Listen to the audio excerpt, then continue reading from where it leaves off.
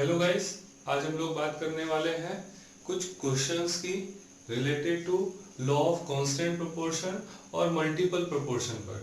ये दोनों लॉ पिछले लेक्चर में हम लोग पढ़े थे। ठीक है, समझ में आई होगी बात। अब क्या देखेंगे, कुछ क्वेश्चन देखेंगे। क्वेश्चन क्या है हमारे पास, कुछ इस तरह का क्वेश्चन है यहाँ पर related with law of constant proportion.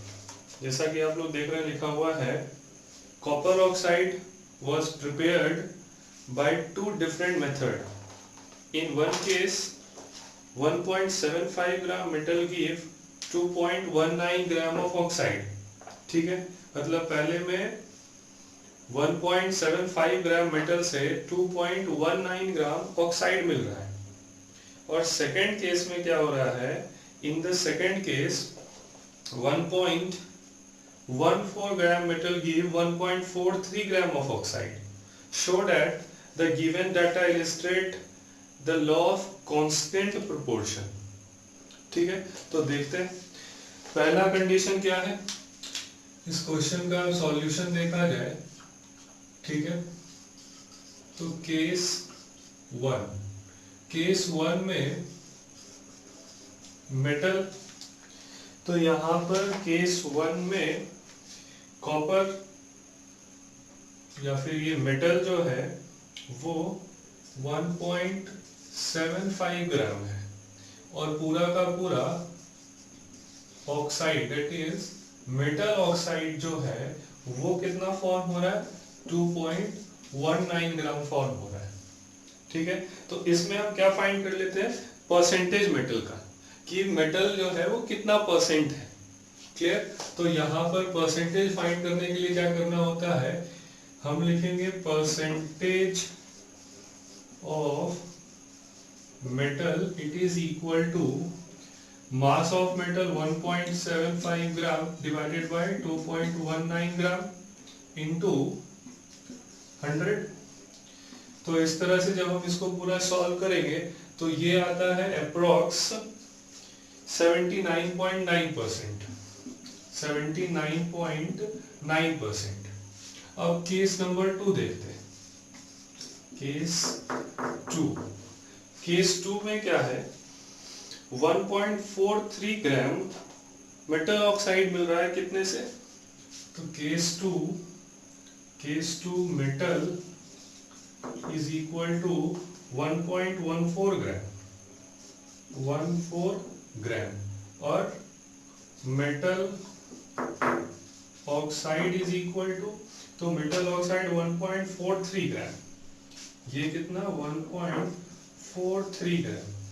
ठीक है, इसको भी सॉल्व किया जाए, तो इसको जब हम सॉल्व करेंगे, क्या सॉल्व करेंगे, परसेंटेज ऑफ मेटल, यहाँ भी मेटल का परसेंटेज फाइंड करते हैं।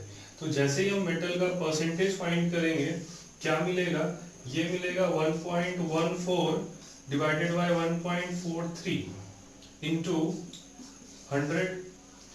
ये जब सॉल्व किया जाएगा तो ये भी आता है 79.8%। तो इन दोनों में क्या देखा जा रहा है कि मेटल का परसेंटेज क्या है, बिल्कुल बराबर, बहुत रेयर डिफरेंस है। तो हमारे पास क्या आया, दोनों ऑक्साइड में, चाहे ऑक्साइड ये फर्स्ट हो या फिर सेकेंड, मेटल का क्या परसेंटेज सेम है। तो हम क्या बोलेंगे कि किसी भी तरीके से ये फाइंड हो, परसेंटेज ऑफ मेटल सेम है, मतलब law of constant proportion follow हो रहा है। तो देखिए ये दो क्वेश्चंस और हैं, सेम इस तरह का ही फॉर्मूला, इस तरह का ही काम करना है इन दोनों क्वेश्चन के लिए भी।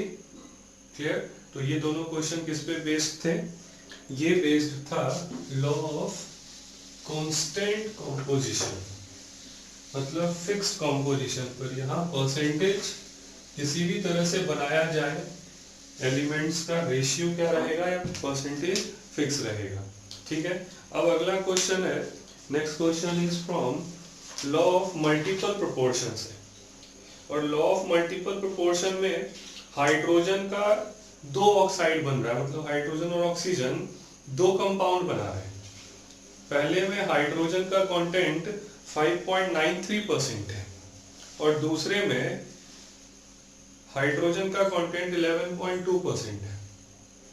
तो बता रहा है क्या, show that this data illustrate law of multiple proportion. Law of multiple proportion है या नहीं वो बात करना है। तो फिर से यहाँ सॉल्यूशन देखते हैं इस क्वेश्चन का। क्लियर, यहाँ भी क्या केस 1।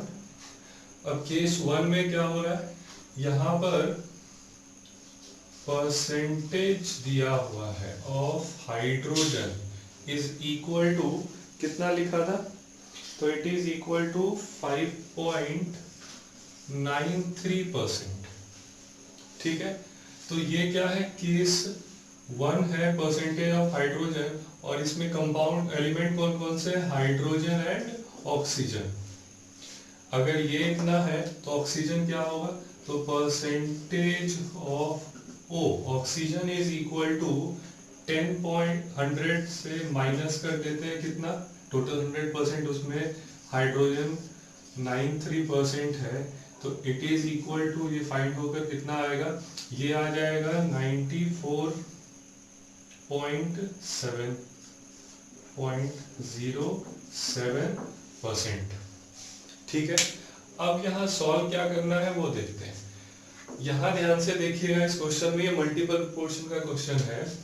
हमारे पास हाइड्रोजन कितना 5.93%, तो उसके साथ ऑक्सीजन 94.07। अब जब हम केमिस्ट्री पढ़ रहे हैं, मतलब क्या है वो देखते हैं। पूरा का पूरा परसेंट कितना, पूरा का पूरा परसेंट 100। इसमें हाइड्रोजन कितना दिख रहा है 5.93 और ऑक्सीजन कितना दिख रहा है 94.07। तो ऐसा बोल सकते हैं कि हमारे पास टोटल 100 पार्ट था, उसमें 5.93 पार्ट हाइड्रोजन है और ये पार्ट ऑक्सीजन का है। ठीक है, तो इसको सॉल्व कैसे करते हैं, लिख सकते हैं 5.93 part of H is equal to 94.07 part of O। सही है, एक का मास फिक्स करना होता है लॉ ऑफ मल्टीपल प्रोपोर्शन में, कल देखा गया था लेक्चर वीडियो में। यहाँ क्या करते हैं, इसके 1 पार्ट को ले लेते हैं, 1 part of hydrogen H is equal to कितना पार्ट ऑफ ऑक्सीजन, तो 94.07 divided by 5.93 part of oxygen. ठीक है, तो अब क्या करते हैं, जब हम इसको सॉल्व करेंगे, मतलब 94 को डिवाइड किया जाएगा 5.933 से, तो ये सॉल्व होकर के आता है 15.6, इट इज इक्वल टू 15.56। ठीक है, दूसरे केस की बात करते हैं, मतलब केस 2। केस 2 में क्या है, केस 2 में बोला जा रहा है percentage of hydrogen is equal to 11 कितना गिवन है देख लेते हैं, इट इज इक्वल टू 11.2, ये 8656। ठीक है, इतना। तो परसेंटेज ऑफ ऑक्सीजन क्या हो जाएगा, तो यहाँ परसेंटेज ऑफ ऑक्सीजन हो जाएगा 100 माइनस 11.2, और जब इसको सॉल्व किया जाएगा तो ये बाहर आएगा 88.8%। अब यहाँ 11.2% के लिए कितना 88.8% चाहिए, मीन्स हम ऐसा बोल सकते हैं जैसे इधर लिखा गया 11.2 part of H hydrogen is equal to 88.8 part of oxygen. मतलब ये इतना चाहिए तो ये इतना चाहिए होगा, तो 1 पार्ट ऑफ हाइड्रोजन का क्या आएगा, तो 1 पार्ट ऑफ H हाइड्रोजन, जब 1 पार्ट हम हाइड्रोजन का लेंगे तो क्या करना होगा 88.8 डिवाइडेड बाय 11.2, और जब इसको सॉल्व किया जाएगा तो ये आता है इट इज इक्वल टू 7.9। ठीक है, तो ये आ गया 7.9 और ये आ गया 15.86। एक जगह ये है, एक जगह ये है, मतलब एक पार्ट हाइड्रोजन के साथ पहले में इतना रिएक्शन होगा, एक पार्ट हाइड्रोजन के साथ दूसरे में ये रिएक्शन होगा। अब इन दोनों का आपस में क्या रेशियो आ रहा है, तो हम क्या लिख सकते हैं 15.86 रेशियो 7.9। इसको हम देख रहे हैं, बिल्कुल ये सिंपल में दिख रहा है। ये नियर अबाउट क्या है 8 है और ये नियर अबाउट क्या है 16 है। इन दोनों को जो सॉल्व करेंगे तो 2:1 आता हुआ दिखेगा। और हम क्या बोलेंगे कि ये जो क्वेश्चन है वो क्या फॉलो कर रहा है, ये फॉलो कर रहा है लॉ ऑफ मल्टीपल प्रोपोर्शन। ठीक है, नोट कर लीजिएगा इसको। क्लियर, 2 क्वेश्चन और है, इनको भी आप फॉलो करिएगा। बिल्कुल सेम इस तरीके से ये भी सॉल्व होगा जैसे ये सॉल्व किया गया। ठीक,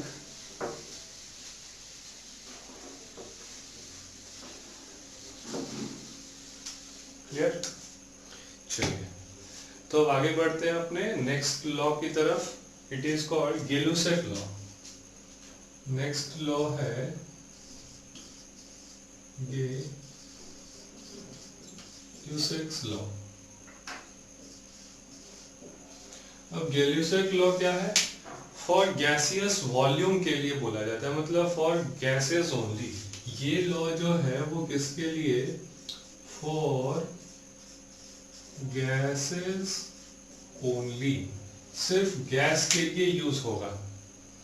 और यहां क्या बोला जाता है इस लॉ में कि व्हेन गैसेस कंबाइन और produced they always do so in a simple whole number ratio.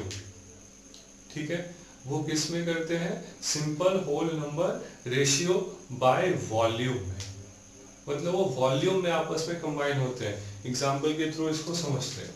हमारे पास एक एग्जाम्पल क्या है, हाइड्रोजन गैस होता है, क्लोरीन गैस होता है, और जब ये आपस में रिएक्ट होगा तो क्या बनेगा? HCl बनेगा, hydrochloric sorry hydrogen chloride gas बनेगा। अभी हाइड्रोक्लोरिक एसिड नहीं है। क्लियर, ये भी गैस, ये भी गैस, ये भी गैस। तो हम क्या गै-लुसेक लॉ का यूज करेंगे। और अब अगर गै-लुसेक लॉ का यूज करेंगे तो यहाँ क्या दिख रहा है? 1 1 2 इक्वेशन बैलेंस भी है, तो ऐसा बोल सकते हैं ये गैस है तो ऐसा लिखना होगा ये 1 वॉल्यूम, ये 1 वॉल्यूम, ये 2 है तो 2 वॉल्यूम। अब गैस है, वॉल्यूम की बात हो रही है, तो वॉल्यूम का क्या क्या यूनिट हो सकता है? मिलीलीटर हो सकता है, लीटर हो सकता है, ml हो सकता है, ठीक है, सॉरी सेंटीमीटर क्यूब हो सकता है। इस तरह के जो भी हमारे पास वॉल्यूम के यूनिट हैं वो यहाँ यूज कर सकते हैं। और अगर ऐसा यूज कर रहे हैं तो हम इस यहाँ पर क्या लिखेंगे? ये अगर 1 वॉल्यूम लिखा गया तो अगर 1 लीटर लिखते हैं तो ये भी क्या लिखना होगा? 1 लीटर, और ये 2 लीटर। अगर इसको हम 10 कर दे, 10 लीटर, तो ये भी क्या 10 लीटर, तो ये कितना 20 लीटर। मतलब ये जितना दिख रहा है उतना मोल लीटर लगा देना है। ठीक है, अगर हम इसको लीटर की जगह ml में, मिली लीटर में लिखते हैं, तो मान लिया जाए कि ये 1 ml है तो ये भी कितना होगा? 1 ml होगा, और ये भी कितना होगा? 1 ml होगा। इसका बहुत अच्छा एप्लीकेशन ये जो लॉ है वो मोल कॉन्सेप्ट में मिलेगा। बहुत सारे क्वेश्चन गैसेस वाले जो होंगे वो बिल्कुल गै-लुसेक लॉ से बहुत आसानी से बहुत जल्दी सॉल्व हो जाएगा। क्वेश्चन क्या दे देगा आगे जब पढ़ेंगे मिलेगा कि अगर बताइए हाइड्रोजन है और क्लोरीन है, ये 5 लीटर है और ये 5 लीटर है, तो ये कितना मिलेगा? तो अगर यहाँ 1 है, ये 1 है, तो ये 5 होगा, तो ये भी 5 होगा। ओके, ये 2 है तो ठीक, ये अगर 5 ले जाते हैं 5 लीटर, तो ये भी 5 लीटर। 1 से कहाँ चला गया? 5 पर। कितना टाइम? 5 टाइम इंक्रीज हुआ। ये भी 1 से 5 पर, तो ये 2 से सीधा क्या लिख देंगे? ये भी 5 टाइम इंक्रीज होगा और 10 लीटर पर आ जाएगा। क्लियर। एक और एग्जांपल देखा जाए, इसमें तो कुछ ज्यादा है नहीं, ऐसे भी है क्या, 1 लीटर 2 लीटर बनेगा सर, सॉरी ये 2 है मेरा, 1 लीटर 2 लीटर बनेगा सर, या फिर 10 10 20 बनेगा सर। इसमें नया बात क्या है, तो नया बात देखते हैं कहाँ है। एक और रिएक्शन है अमोनिया, एक रिएक्शन है H2 प्लस N2 का। अब लिखते हैं H2 प्लस N2, ये बनाता है NH3, इधर 2 इधर 3 लगाते हैं। अब ये बहुत सिंपल नहीं रहा, क्या नहीं रहा, ये भी एक गैस, नाइट्रोजन भी गैस और अमोनिया भी गैस, क्लियर। 3 1 2, अब ऐसा लिखना होगा, ये 3 वॉल्यूम, ये 1 वॉल्यूम और ये 2 वॉल्यूम, कुछ इस तरह से आ रहा है, ठीक है।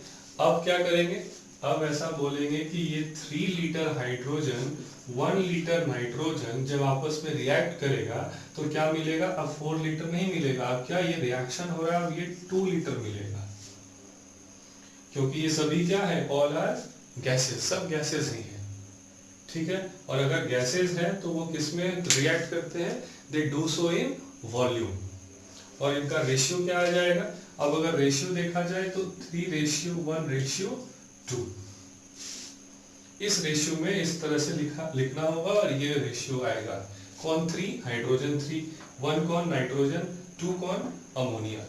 इस तरह से वो क्या हो रहा है, ये दोनों रिएक्ट कर रहा है और इधर वो प्रोड्यूस हो रहा है। समझ में आ गई बात की क्या हो रहा है यहाँ पर, ठीक है, ओके। अब हम इसको क्या करते हैं, 3 को 30 ले जाते हैं, 30 लीटर, 10 टाइम्स इंक्रीज हुआ तो ये 1 से क्या हो जाएगा, 10 लीटर हो जाएगा। ये 2 से क्या होगा, ये भी 10 टाइम, ये भी 10 टाइम, तो ये 20 लीटर, बिल्कुल इस तरह से लिखेंगे, ठीक है। तो इस लॉ को आप ध्यान से रखिएगा, ये मोल कॉन्सेप्ट में बहुत यूज होने वाला है, ठीक है, ओके। एक और एग्जांपल है H2 प्लस O2, ये बनाता है 2H2, और ये क्या है, बैलेंस करेंगे तो इधर 2 लगा देंगे। इसमें ये गैस में है, ये भी गैस में है, और ये लिक्विड में है। तो गैल्यूसर लॉ कहाँ तक काम करेगा, गैल्यूसर लॉ सिर्फ इन दोनों के लिए काम करेगा, ये तो लिक्विड में आ गया। मतलब क्या, हम ऐसा बोल सकते हैं कि 2 लीटर हाइड्रोजन 1 लीटर ऑक्सीजन जब रिएक्ट करेगा, तो बिल्कुल ऐसा नहीं बोलना है कि 2 लीटर वाटर, वो गलत हो जाएगा, ठीक है। हम सिर्फ इधर इन दोनों को लीटर में लेंगे, उसके लिए कुछ नहीं बोलना है, ठीक है। वो हम लोग आगे मोल कॉन्सेप्ट में जानेंगे कि अब उसको कैसे डिफाइन किया जाए या एक्सप्लेन किया जाए, ठीक है। तो हम सिर्फ इधर इधर यहाँ तक ही यूज रखते हैं। तो ये Gay Lussac law for gases only, clear है। तो यहाँ पर क्या होगा, इस लॉ को कैसे देखा जाएगा, देखा जाएगा कि when gases react or produced in a chemical reaction, they do so in simple whole number ratio by volumes। वो क्या करते हैं, ऐसा वॉल्यूम में करते हैं, ठीक है, ओके। इसको नोट कर लीजिएगा आप लोग। अब एक लॉ और है, ये भी गैसेस के लिए ही होता है।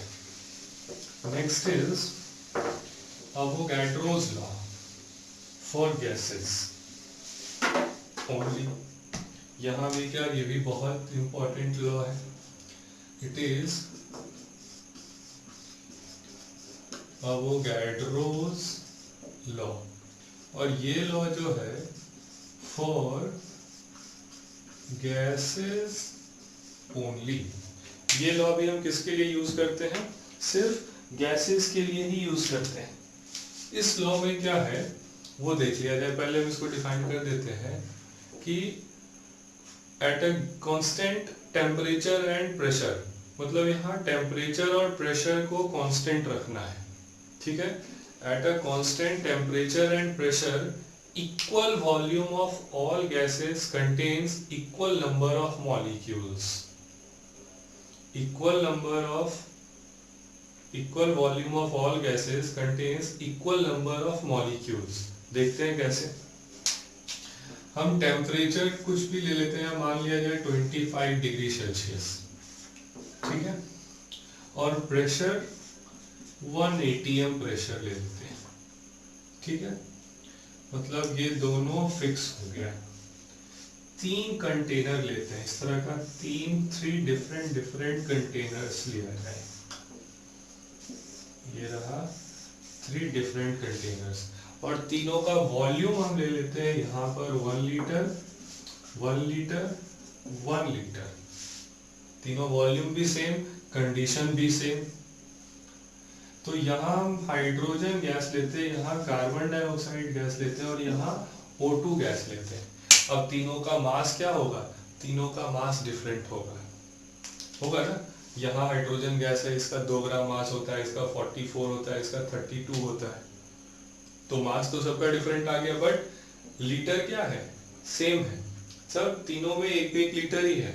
तो अगर सपोज कर लिया जाए कि इसमें x मॉलिक्यूल्स हैं, तो यहां भी क्या होगा, इक्वल होगा, मतलब यहां भी x मॉलिक्यूल्स ही होगा, और यहां भी क्या होगा, x मॉलिक्यूल्स ही होगा। इस x को मान लेते हैं, अगर यहाँ 1000 मॉलिक्यूल है तो यहाँ भी 1000 मॉलिक्यूल, यहाँ भी 1000 मॉलिक्यूल, मतलब वॉल्यूम सेम तो नंबर ऑफ मॉलिक्यूल्स भी सेम, चाहे कोई भी गैस हो। x नंबर ऑफ गैसेस ले लेते हैं, सभी गैसेस में क्या होगा, all have equal number of molecule.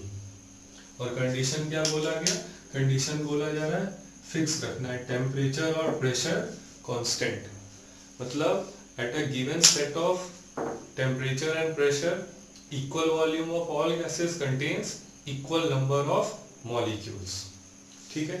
अब इसमें क्या है कि टर्म आता है STP, ठीक है, STP standard temperature and pressure, पहले लेक्चर में मैंने इसकी बात की थी।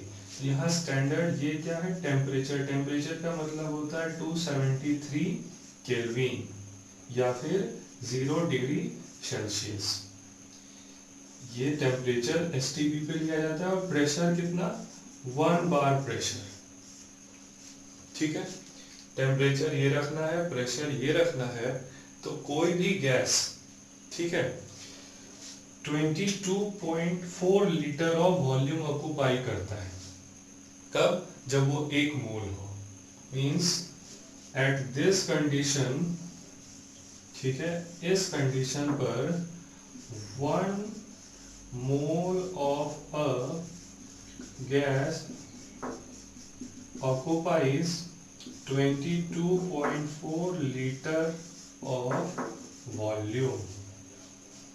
इसको ध्यान रखिएगा, ये भी कहाँ से आता है, ये जो फॉर्मूला मिला हमको, ये मिलता है from Avogadro's law, it is from Avogadro's law, ठीक है।